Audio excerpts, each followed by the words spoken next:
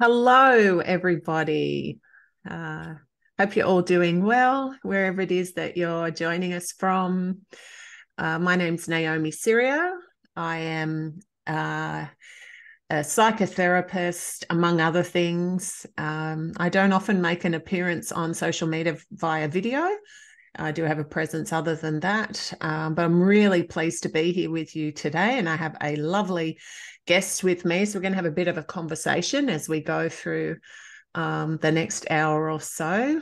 So I have Elizabeth Huxtable with me. I will introduce Elizabeth to you in just a moment, go through her bio and why it is that we're chatting today. I'm really very pleased to be having this conversation with Elizabeth. We have quite a few things in common, and it'll be exciting to talk through those things today.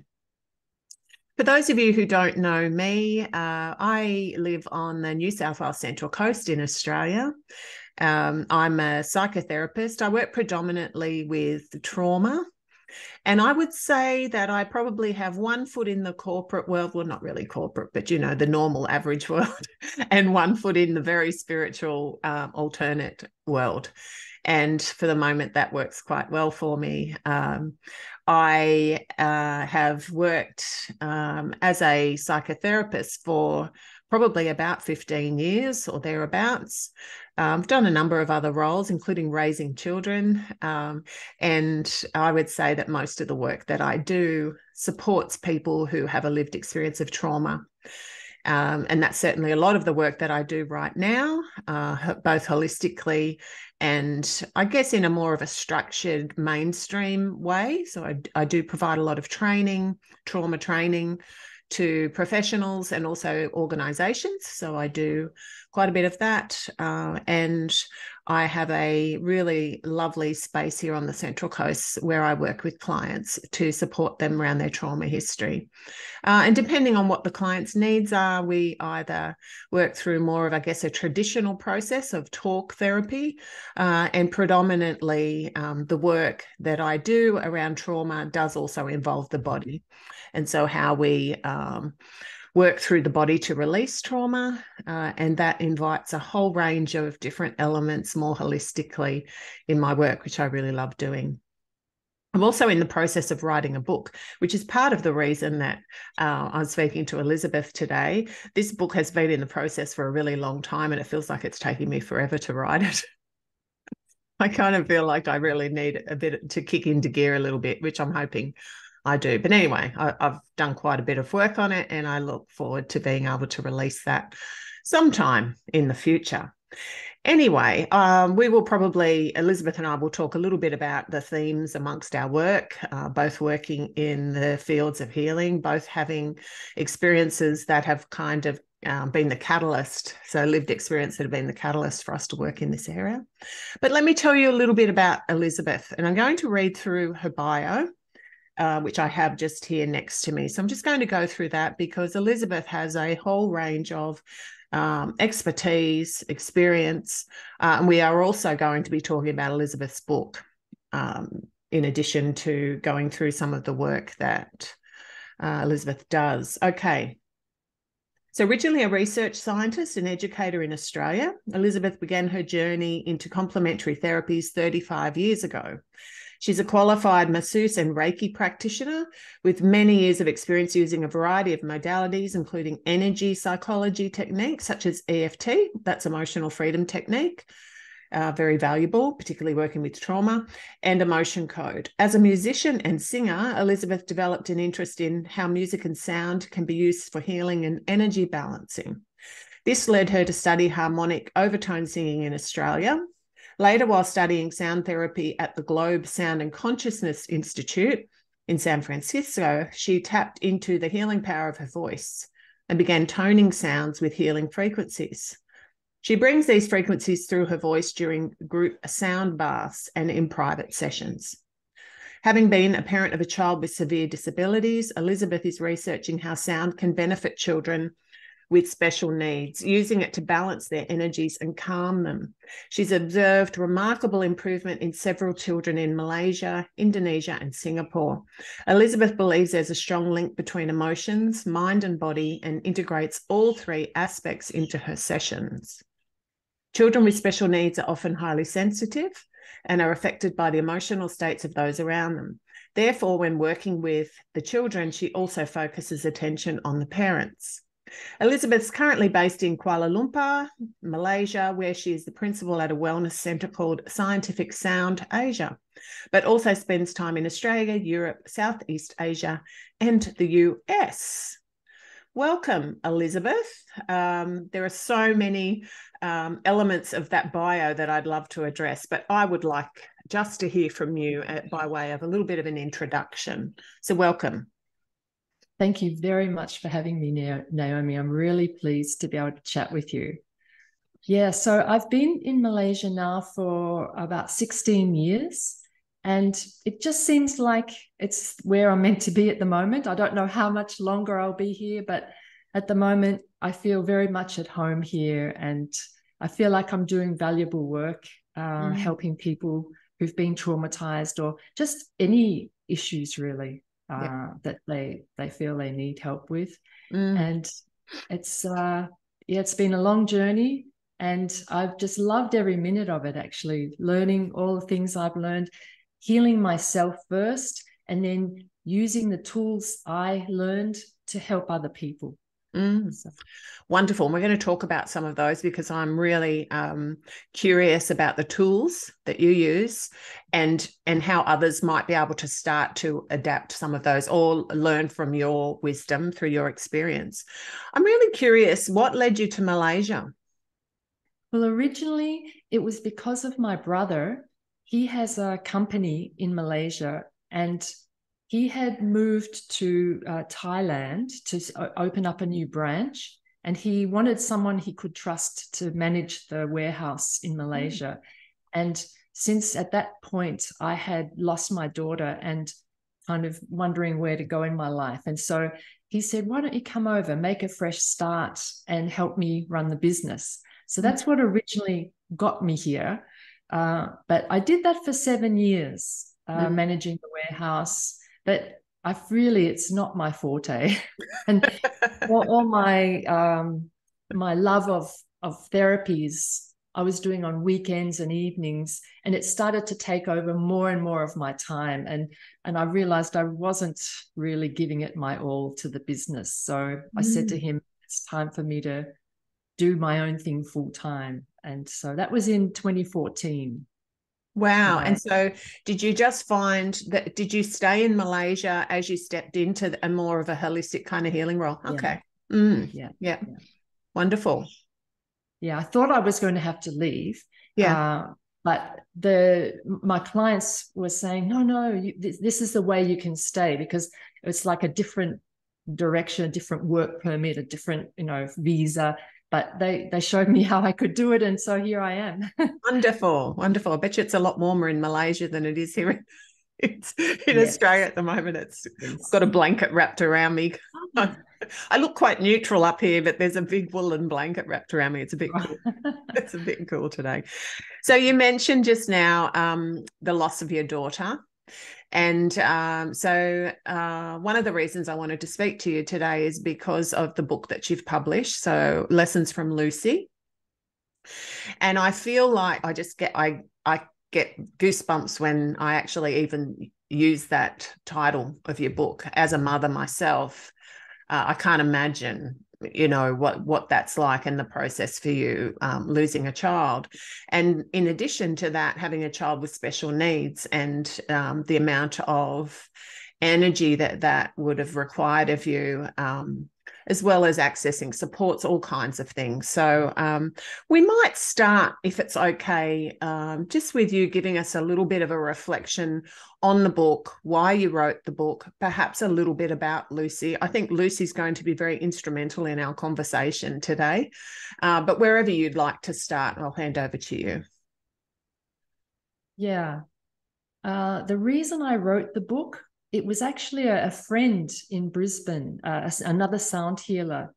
And she just said, I've got this message, I've got this download, I've got to pass it on. You need to write a book, and it's got to be about what you learned from your daughter. And it's like it planted the seed. I didn't see her again for 2 more years. I didn't act on what she said, but it was germinating, I think. And then 2 years later, I was back at her studio doing some more sound work. And she said, have you written that book yet? And I said, no, I haven't. But when I first wanted to write it, my focus was to help other parents who have special needs children with disabilities, to help them to see the situation from a very different perspective than perhaps how they're looking at it. And so, because I learned throughout the time of having Lucy that I needed to change my perspective, and then everything started to change.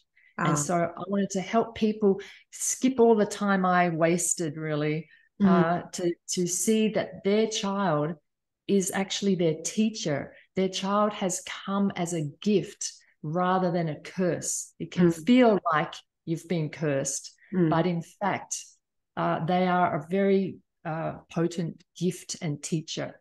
And so that's why I wanted to help other parents. But as I was writing it, I realized the focus changed, and I realized that anyone who goes through adversity and has to come out the other side, it was going to help them as well. So it's gone far beyond just being for parents or people working with, children with disabilities. Yeah, I would agree, actually.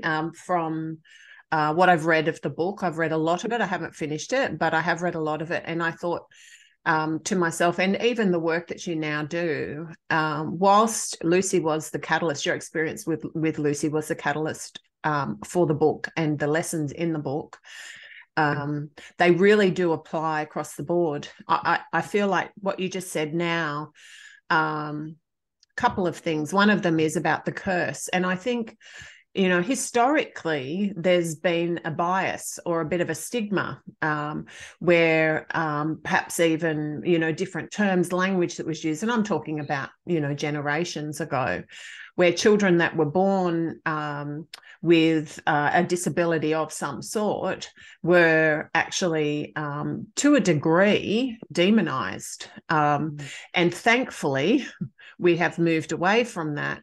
However, I think it's really important that we look at the gift of, every experience. But if we can find the gift in our most challenging times, I think that first of all, that's one of the more difficult things to be able to do. I know my own experience of that, to actually look at the suffering in my life and try to find, the potential learning. It's hard to find the gift initially, but the potential learning or some level of surrender, when I can get to that place, it really is life-changing. So I do feel like this book and the wisdom in the book does apply to anybody, not just parents who've lost a child, not just parents who have been or are parenting a child with special needs. I think the lessons in it across the board really do support healing. When you mentioned one of your intentions initially was to support other families who had a special needs child, to be able to potentially see the gift in their child and what their child brings to their life. Do you find that that's either in your own experience or perhaps working with other people? Do you find that that's quite difficult to do in the moment, and perhaps more possible to be able to do, looking back or retrospectively? What do you think about that? Yes, I think when I was in it, it was much harder to see it. As I did see, I already had a spiritual perspective on life. Yeah. And I talk about in chapter 2 the preparation time of me traveling around the world, going to energy sites, sacred sites. And in fact, I think maybe I couldn't have got through it all without having that preparation time. Yeah. But so even though I did know that there was another way to look at life than just straight here it is, oh no, I'm in a terrible situation. But still, as I was living through it, it was difficult to see the gifts then. Yeah. And it's taken me the time to process what happened, to heal myself. And now I've got so many more insights that I didn't have at the time. And even to the point of writing the book, I got so many more insights during the writing time. It's like all these puzzle pieces started to fit together even better when I started to do the writing. Yeah. Yeah. I can imagine that, because you've gone from being in it to all of the grieving and everything that comes after that. So you're still technically in it. I guess perhaps part of the grieving process is all of the things around surrender and acceptance and all of those kind of things. And then to actually sit down and almost take yourself through the process again when you're writing the book. And then, to experience it just through a different lens all over again. So I imagine whilst you might have been able to access additional wisdoms, was it a difficult process for you writing the book? It was very emotional, yes. Yeah. Yeah, there were many times when I was crying as I was writing. Yeah. And interestingly, because I already have brought out an audio book version as well on Audible. So it's me narrating the story. And it was harder to say it out loud than even to write it on the page. Yeah. Which was a big shock to me. Right. But I feel that again was an extra healing that happened. And I worked with a really beautiful sound engineer who really admires my work, and we've worked together for a long time. And so he was so supportive of me as I'd sort of break down, and I'd have to have a break and then come back and read a bit more. And so yes, it's this layers of healing has taken place by doing this project. Yeah, because we were talking before, and it took you quite some time to be able to write the book. So you lost your daughter Lucy in 2006. Yeah. Yes. Yeah. And you began the process of writing the book when? I began back in about 2018. Okay. Then I got stuck. I got stuck for a long time. I wrote one chapter and then didn't know where to go next. Yeah. And it was when I went to an event in France. It was called the Wisdom School.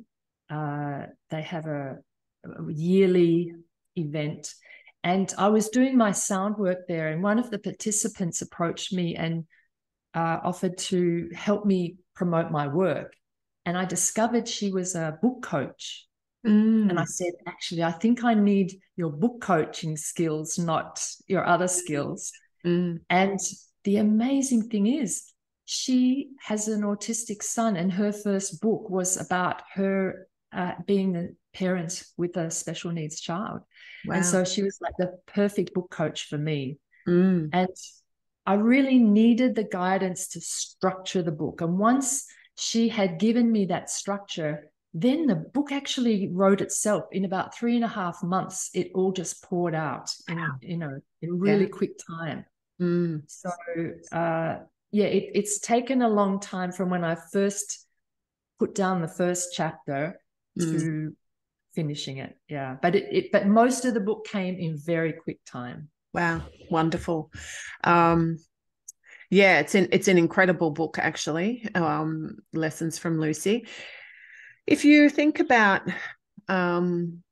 particularly because I guess one of the commonalities between your work and my work is how we work with trauma and healing. So, the process towards wholeness, which is really what healing is. Yeah. What wisdom, and I also would like to know what the greatest lessons from Lucy are, but we might leave that question. You know, if you've got one or two of the greatest lessons from Lucy, there might just be one that you want to share. But what wisdom could you share, particularly in relation to trauma, healing, the wisdom and insight that you've gained as to, you know, how we do this process of healing trauma? Well, it really is about acceptance, getting to the point of acceptance. You know, the grieving process that Elizabeth Kubler-Ross came up with, that there's stages you need to go through. Yeah. And the thing about having a child with disabilities is there's a thing called chronic grief, where when actually you lose them, you go through those stages one time, but with a child, you keep getting thrown back to the first stage again many times. And so I had a lot of experience with the stages of grief even before she died. Yes. And so it's really, I had to draw on resources I didn't realize I had. And so that was what became so empowering, was once I started to surrender, and that I didn't understand what that word meant at the time. It's taken me a long time to really understand, but that is such a powerful thing to do, is to surrender and trust. And every time I did that, doors would open, help would come. Whereas when I was trying to figure it out myself, when I was trying to struggle, I kept hitting brick walls. Yeah. And so that was a really big part of healing the trauma, is learning about surrender, what it really means. It can be scary, can't it? So think that even the thought of surrender, you know, because I think that's probably been one of my biggest, or continues to be, but one of my biggest learnings is, and I'm much better at it, is recognizing when it's time to surrender. And because I do have, through lived experience, I do have a lot of faith, and I have consistently been shown that I have a team that work with me, you know, that I'm not on my own. Sometimes I forget, and that's when I'm reminded to surrender. Those moments when I think I'm in control of everything, which is, you know, the process for me is acknowledging, oh, okay, I've kind of slipped into that thinking that I can control everything that's happening around me. You know, on some level, obviously, I know logically that that's not true. And then recognizing that right now I need to surrender everything that I have no autonomy over, and focus on where my influence can be, you know, what I can focus on. And sometimes what I find in my act of surrender is that all I can focus on is love and compassion, and, you know, wishing the best for that person or this situation, or for myself, and the rest I have no control over. So surrender can feel quite scary. And I think perhaps we can have a bit of a conversation about, you know, if somebody was to, that's listening to this, to think, okay, so how do I do that? Like, what is it and how do I do it? It's kind of like forgiveness in a way, you know, that people, I guess for many different reasons, people can be a bit confused about what forgiveness is. And so there can be some resistance to forgive, or resistance to surrender, because I'm not quite sure what that means. Does that mean that I have to accept that I'm okay with what happened? So what are your thoughts around maybe surrender to start with? So what is it, or how do we do it? Yeah, it's about trust. It's a big part of it is trust, that there is a higher power, a higher meaning behind our lives, and that something beyond our limited 3D reality is at work. And when I first heard the term surrender, I listened, I heard this guru talking about it. And I had such resistance at that time. My daughter was still very young. And I just thought, no, I'm not surrender. I've got to work through this. I Yeah. felt like I have to work through this. I have to and struggle and get to the other side. And Mm. I had such resistance to that concept at that time. But over time, I've understood more what it means. And it is about trusting that if I let go, something else can come in.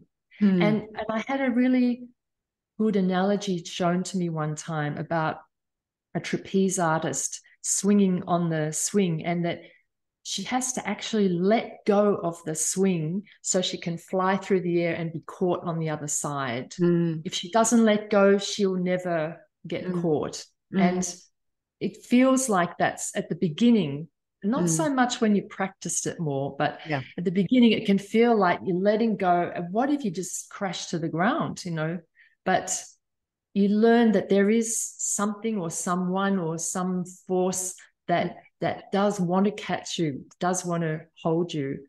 And Mm. so that's what I Yeah. feel people need to look at.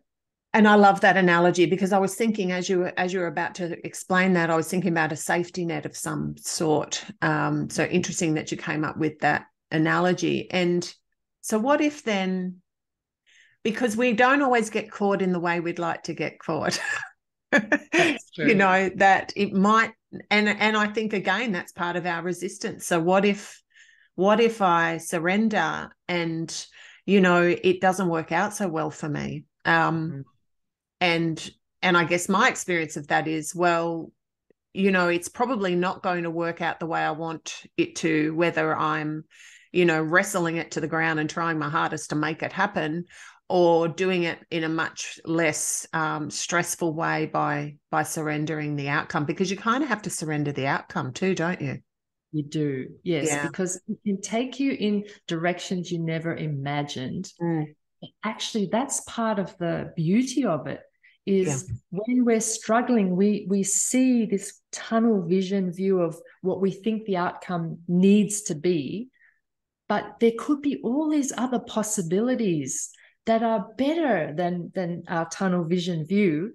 Mm. And so it's only when we surrender that these other possibilities have a chance, really. Yeah. Yeah. So It's a tricky one, isn't it? And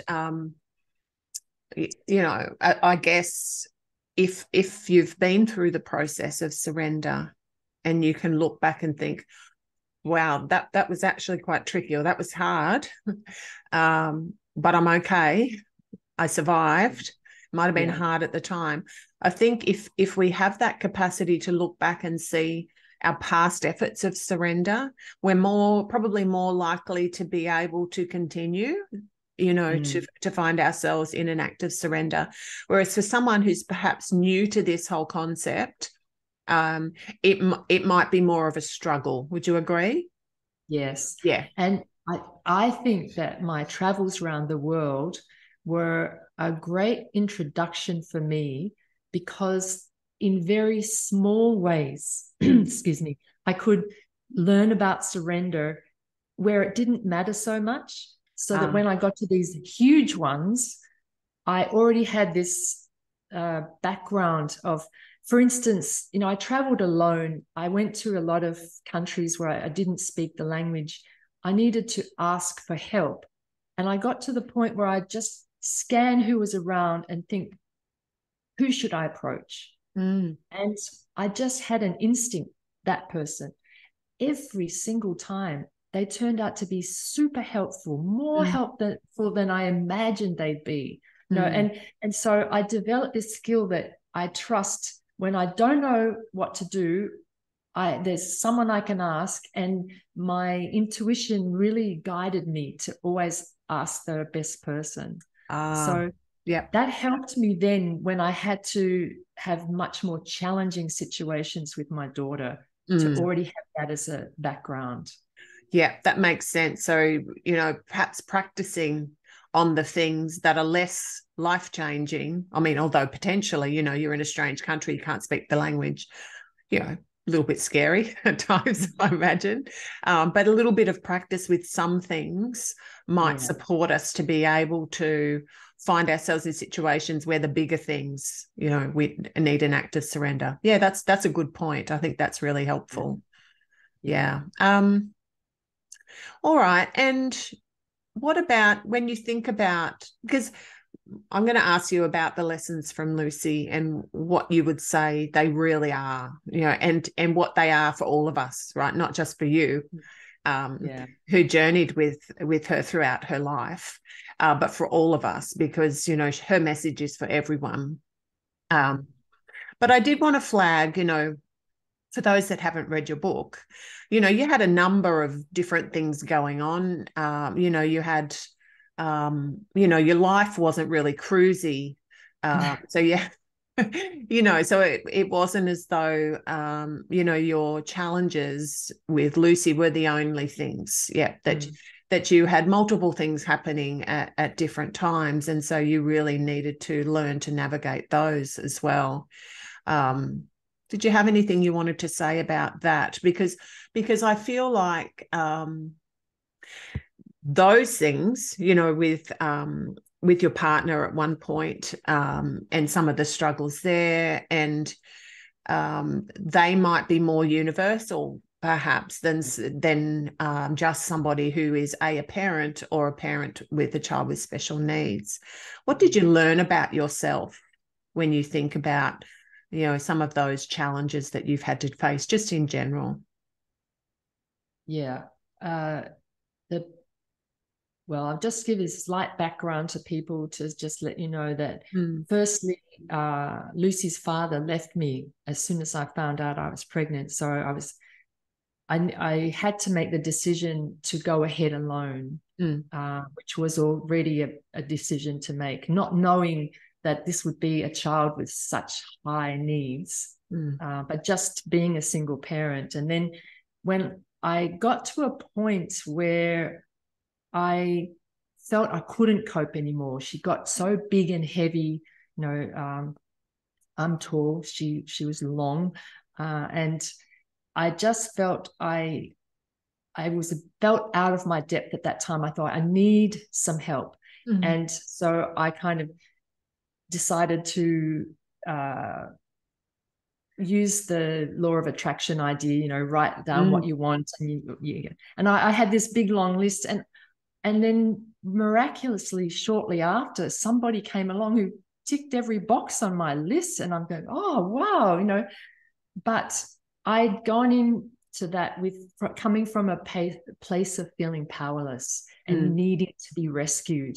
And so even though this person ticked all the boxes, the box he didn't tick was that it turned out he's like a misogynist. He was a control, I guess you'd say, had a lot of narcissistic tendencies. And so I really jumped out of the frying pan into the fire.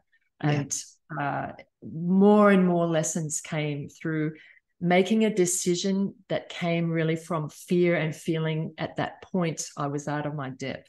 So it was. And so I think there are other people who get to that point in their life, whatever situation you find yourself in, where you do feel out of your depth and you think you need to be rescued, that's not necessarily going to happen the way you hoped it will. Yeah. So I guess, one of the learnings in that potentially is, because this is what I hear or what I take from that, is we are powerful manifestors. That's an example of you being a powerful manifester. Yeah. All right, this is what I want, and here it comes. But the intention behind it, or the motivation behind it, needed to perhaps be, you needed to be more aware of, potentially. Yeah. That through our capacity, because I often look back and I think, wow, like my capacity to manifest is huge. And often I'm manifesting the things that I actually don't want, but I've obviously, decided that I'm talking about them or thinking about them. So there's always evidence that we're doing it, always evidence. And so if you think about that, and if we can manifest, let's say, something that we don't necessarily desire, then we need to understand that we can also manifest things that we do desire. But getting really clear on, why, like the why for you was a sense of powerlessness. I need somebody else to actually prop me up and rescue me. And as opposed to, I'd like somebody to share this experience with. Yeah. That it's quite different, isn't it? Yeah. It can be quite a subtle difference in perspective, but it makes a huge difference to the outcome. Yeah. So gosh, yeah, so being in that experience where there's really stripping away your autonomy, so anyone with that kind of power and control dynamic in a relationship, those narcissistic tendencies, a lot of the work that I've done over probably the last 12 years has been in that kind of family violence, domestic violence area. I do a lot of training, and I've worked more intensively in that area at times. And so I've worked with a lot of people, women and children in particular, that have been impacted and traumatized, right, by relationships like that. So here you were consistently, in your own words, going through that grieving process over and over and over again with Lucy, even before you lost her. And at the same time managing this quite, I'm going to use the term toxic relationship at times. And so having to kind of juggle both of those things, I can only imagine the impact that had on you would have been really very traumatic. Yes, it was really, I've never been so stressed in my life. Yeah, I can imagine. Yeah. Okay. What are the greatest lessons for us from Lucy, do you think? The biggest takeaway for me, and my biggest regret after she passed away, was how I didn't live in the present moment. I was projecting myself into the future all the time, worrying about what was going to happen to her when I couldn't look after her. That was the biggest fear I had. I was looking always long far into the future, and I didn't spend enough time enjoying the present moment. And so that has been, I have learned that lesson.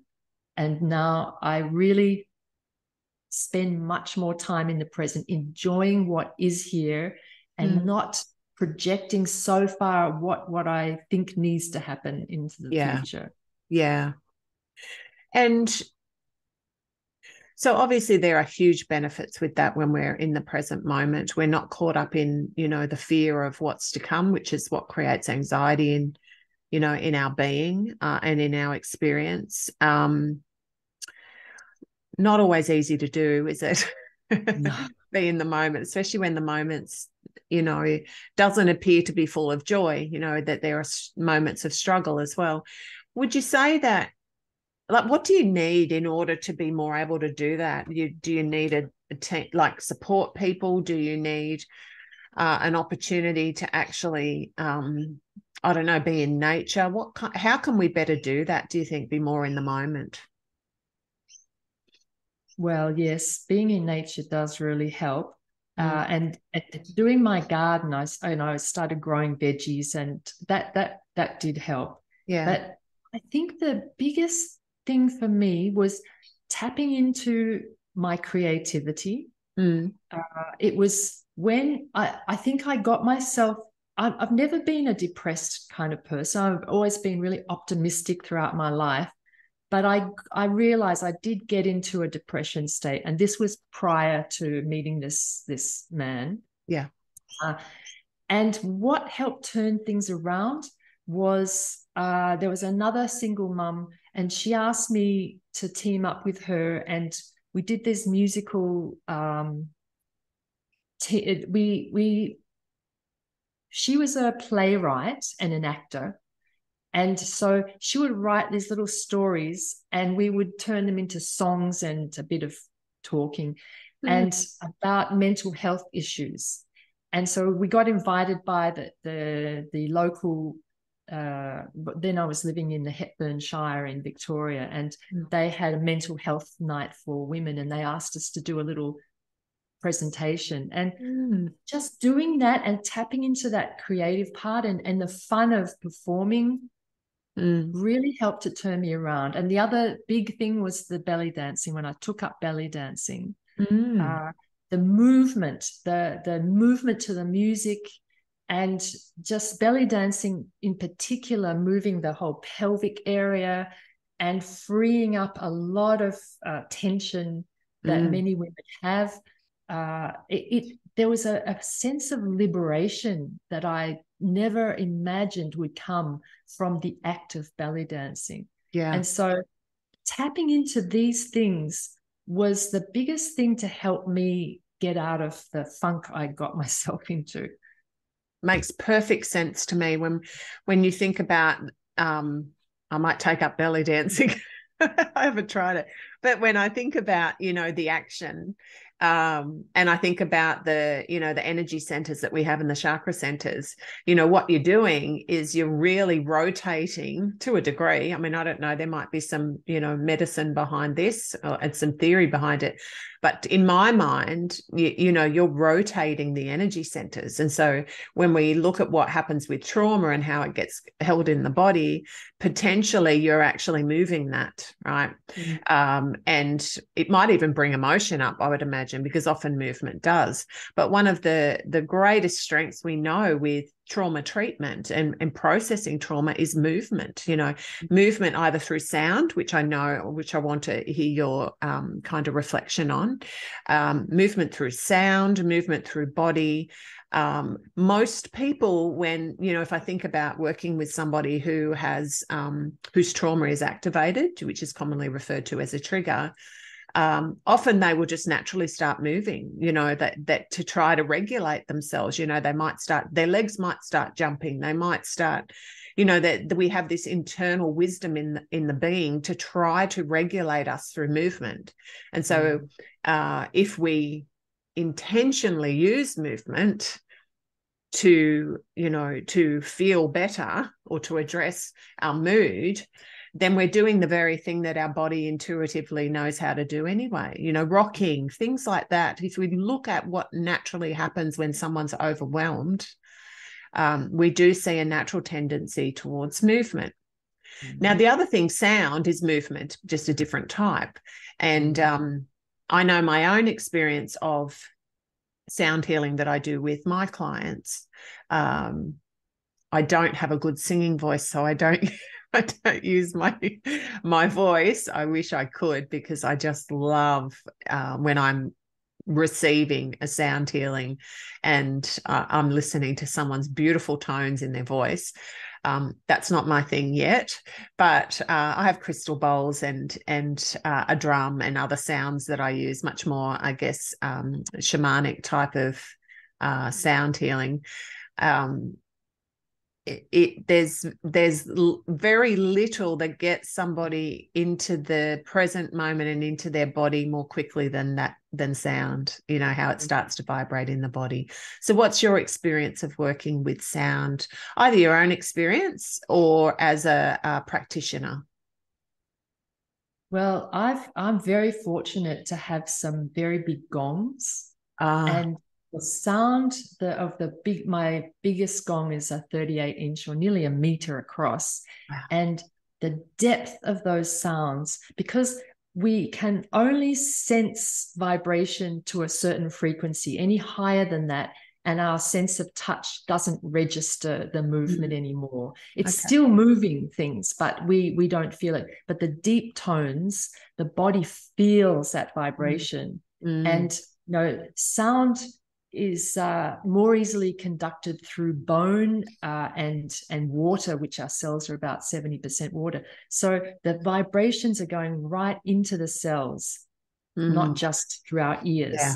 And so the gongs in particular are a really powerful way to shift stuck energy. And I have found particularly that they help to release anger and frustration that's been suppressed. And so particularly the men that I work with, they love it when I play the gongs really quite strongly, because Yeah. it fills their whole body with vibrations, and it seems to release some of this anger and frustration that they haven't had an outlet for. Mm. Mm. So Wonderful. yeah, that's a one way that sound can be very, very effective. Yeah. Yeah. That's interesting, when you talk about the anger and the sound of the gong, and the depth of that. I have had an experience of almost the movement of energy from my base chakra, so really from the ground, from my pelvis, and what it has the capacity to shift. So, and I imagine for some people who perhaps have repressed their anger for a really long time might find that actually quite challenging when that starts to vibrate to the surface. Yeah. Yeah, Mm. Some Mm. people get fear. So Yeah. it brings up some fear. Yeah. And I've got to the point where I'm guided by the gongs, actually. The gongs tap into the energy of the person, and they communicate with me whether I need to keep going harder Yeah. or back right off. Mm. And for some people, you do need to back off because they're really not ready. Others, you need to help them break through, in Yeah. fact. Yeah. Yeah. Wonderful. Yeah. I think about somatically how we store trauma as well, that we can store it in the bones or the fascia or the muscle, and everyone's different. And often it's a reflection of how we like to be touched or massaged, that people that like a really firm, strong massage might have more of the energy of trauma or repressed emotions in their bones or in like deep muscle tissue, whereas other people that like a softer touch might find that a lot of the trauma memory and the emotion is more in that area of the body. Yeah, so it makes a lot of sense with the with the depth of the gong and the strength of the gong, that will start to, and being guided by that, then you're guided by how deep it needs to go into the being of the person. Yeah, I just love that. It's just amazing.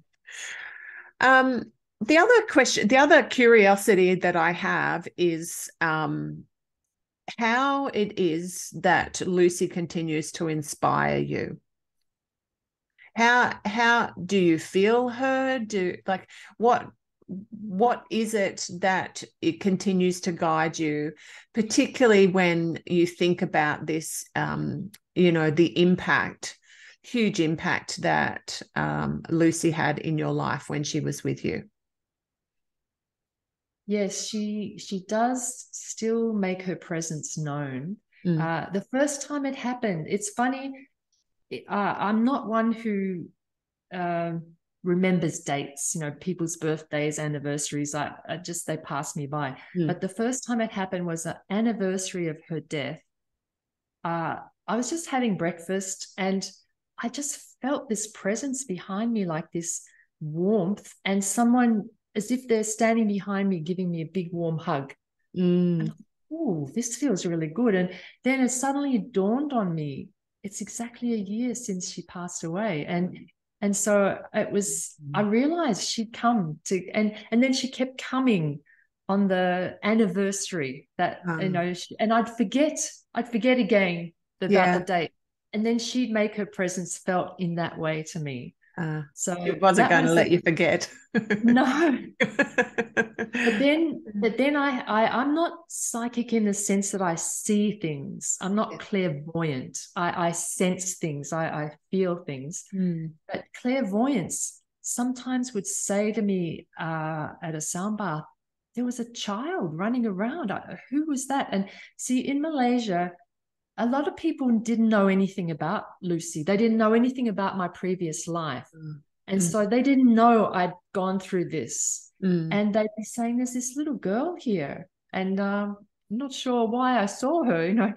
And so she would turn up sometimes. And also I started to, well, when I went to that Chartres Cathedral in France, to the Wisdom School, I played my flute one time, and Lucy wanted to play through me with the flute. By then, I'd got used to her messaging me. Mm. And what came out was so much grief. The sound of the flute was so sad. And I always close my eyes when I'm playing. I would hear people sobbing in the audience as I just played this simple, sad melody.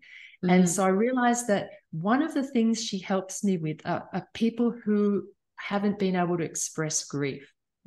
She seems to want to come and help people who haven't been able to express the grief.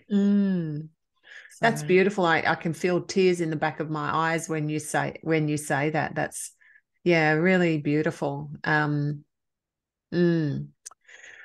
How do you work currently? And what I mean by that, like, how do people access you? I know that you're in Malaysia at the moment, but can people access you online, or is it only like face to face? How do you work, Elizabeth? Mostly I'm working face to face. However, the sound therapy does work quite effectively online. Okay. And it was really only during all the lockdowns that I discovered this. Before that, I didn't really think I could do it.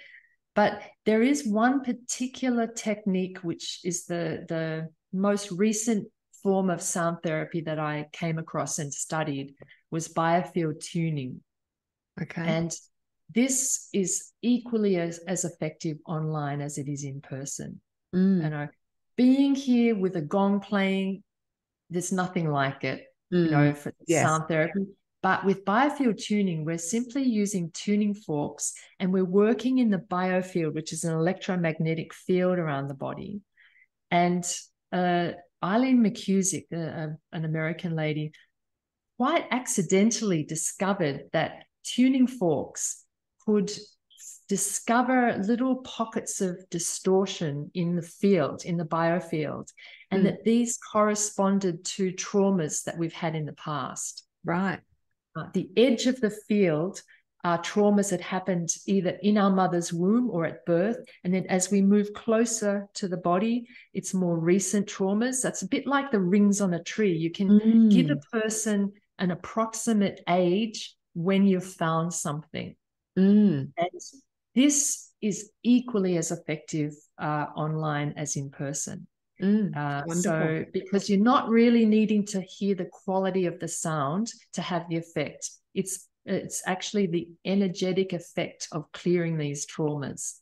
But even a sound therapy session using gongs, using chimes, using crystal bowls and voice, the energy, the vibration does travel at a distance. I do the sessions just audio. We don't do video during the session, but I've accessed healings online, so sound shamanic healings.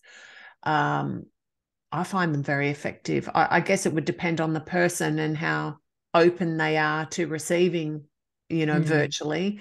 But I do find I think I agree with you. There's nothing like being in the presence of the other person with the gongs or the sound, or, there's something just amazing about that. But I really do feel that it can be effective, even, online or through a virtual kind of like environment. Yeah.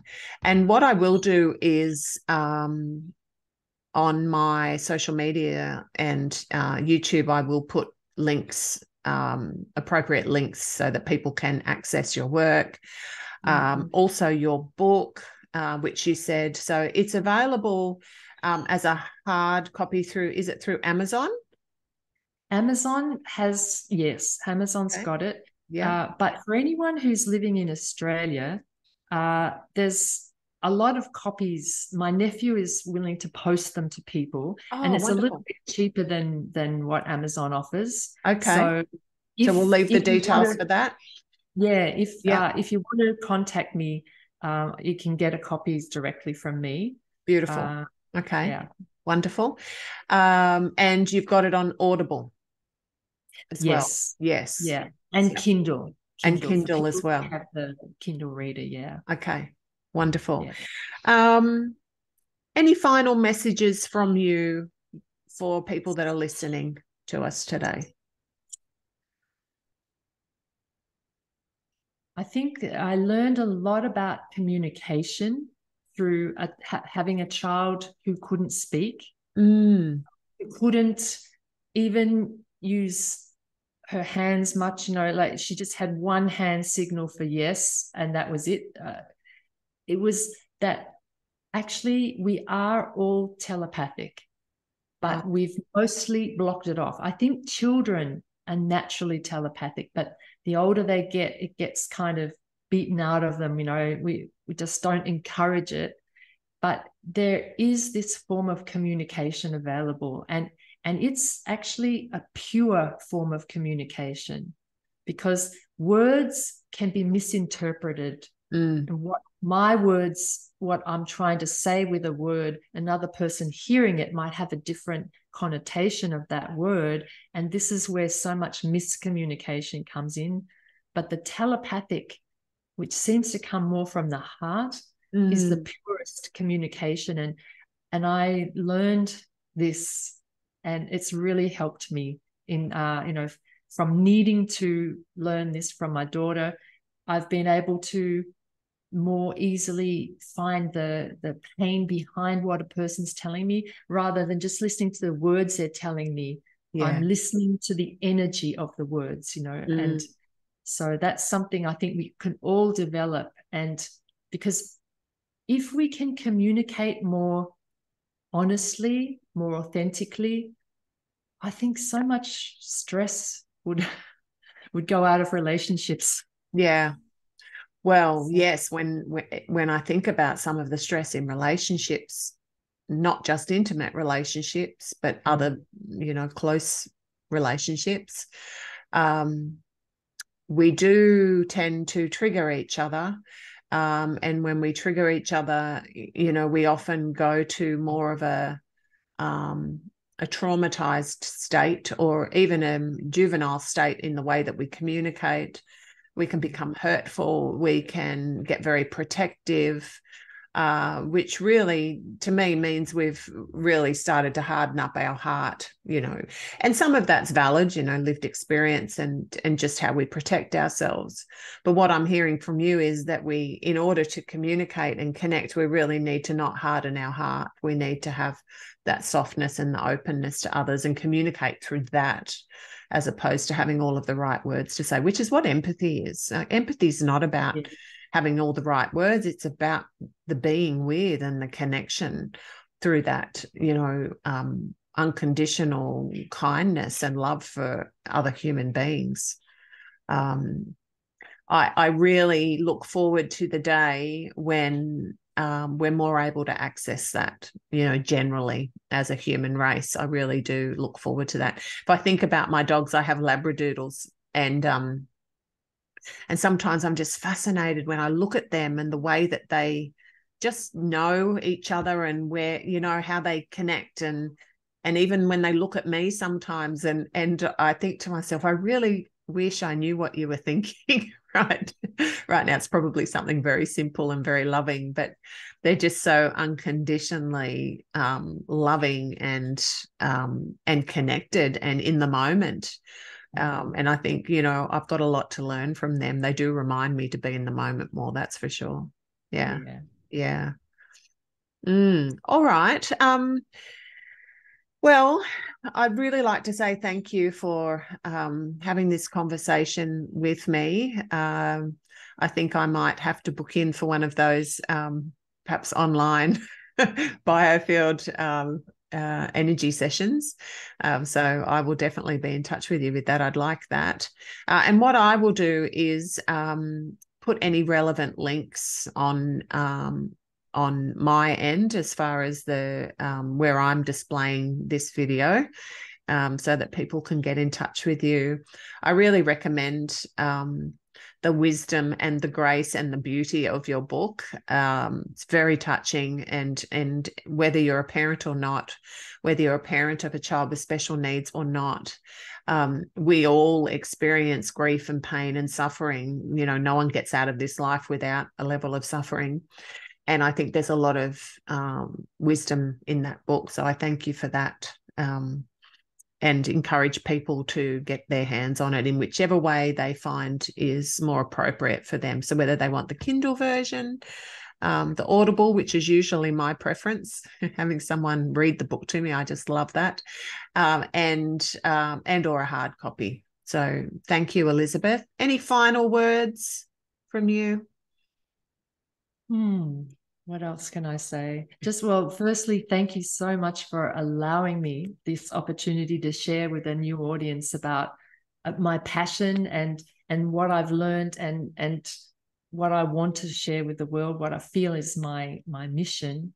But it's just, there's always a way to get through things. When you feel like there's no way through, there is always, yeah. And So, we're quite amazing beings that we often find that way through, don't we? Yeah, we do. And I really feel like to have somebody else's support, some guidance, some wisdom, like what you offer through the book, and even with your healing work that you do, when we have that to access, it makes the journey so much less isolating. You know, we know that we're not in this alone, and that's really important to remember that. Yeah. And like, it's okay to ask for help. I struggled with that. I've always been a really independent person. I've been the one helping everyone else. And and it was like the shoe was on the other foot and I needed help. And it's like I had to humble myself and say, I need help. And that's when the help comes, actually. It's like you open up that, the invitation's there, isn't it, to be able to receive. And then, I know there were some examples in your book where that happened, and almost seamlessly at times. You had a need and you had a question, or you had an invitation to have that need met, and it arrived. So that's another thing that people can take from the wisdom in your book. Well, thank you, Elizabeth. I look forward to connecting with you again, and just encourage people to check out your links and to get more information if you'd like that from Elizabeth's pages. Thanks, Elizabeth. Thank you very much. I really enjoyed chatting with you. Yeah. Thank you.